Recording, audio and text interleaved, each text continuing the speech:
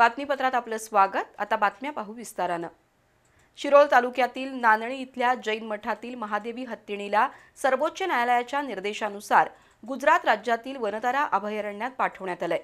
त्यातून जनतेमध्ये निर्माण झालेल्या असंतोषाची दखल घेत मुख्यमंत्री देवेंद्र फडणवीस यांनी आज मुंबईत बैठक घेतली।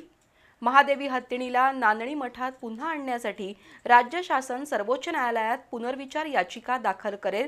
तसंच या हत्तीणीची आरोग्यविषयक काळजी घेण्यासाठी राज्य शासन एक स्वतंत्र वैद्यकीय पथक निर्माण करणार आहे। पेटा या प्राणीमित्र संस्थेनं दाखल केलेल्या एका याचिकेनंतर नांदणी इथल्या जैन मठातील महादेवी हत्तीणीला गुजरातमधील वनतारा इथं पाठवण्याचे निर्देश उच्च न्यायालयानं दिले।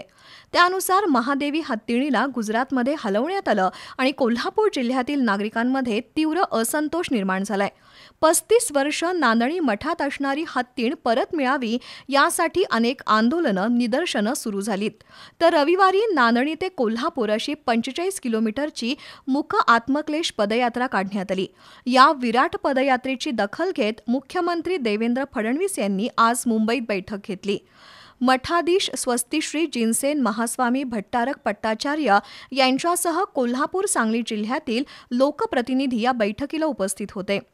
मुख्यमंत्र्यांनी सर्व लोकप्रतिनिधींची भूमिका ऐकून घेतली। माजी खासदार राजू शेट्टी यांनी वनताराच्या कामकाजाबद्दल काही गंभीर आक्षेप उपस्थित केले। 2023 साली विट्यातून नेलेली हत्तीण आता वनतारामध्ये आहे की नाही असा प्रश्न उपस्थित करून पेटा आणि वनतारा यांच्या षडयंत्रातून प्राण्यांची तस्करी होत असल्याचा आरोप केला। जोपर्यंत महादेवी हत्तीण परत येणार नाही तोपर्यंत आंदोलन चालू राहील असं राजू शेट्टी यांनी स्पष्ट केलं। त्यानंतर मुख्यमंत्र्यांनी भूमिका स्पष्ट केली। महादेवी हत्तीण नांदणी मठात पुन्हा आणण्यासाठी राज्य शासन सर्वोच्च न्यायालयात पुनर्विचार याचिका दाखल करेल। मठानंही स्वतंत्र पुनर्विचार याचिका दाखल करून त्यामध्ये राज्य सरकारचा समावेश करावा। त्यासाठी नामवंत कायदेतज्ञांशी चर्चा केली जाईल। महादेवीची आरोग्यविषयक काळजी घेण्यासाठी स्वतंत्र पथक नियुक्त केलं जाईल असं मुख्यमंत्र्यांनी स्पष्ट केलंय। तसंच महादेवीला वनतारामध्ये पाठवताना पोलिसांवर झालेल्या दगडफेक प्रकरणी नागरिकांवर दाखल असलेले गुन्हे मागे घेतले जातील असं नामदार फडणवीस यांनी कबूल केलं।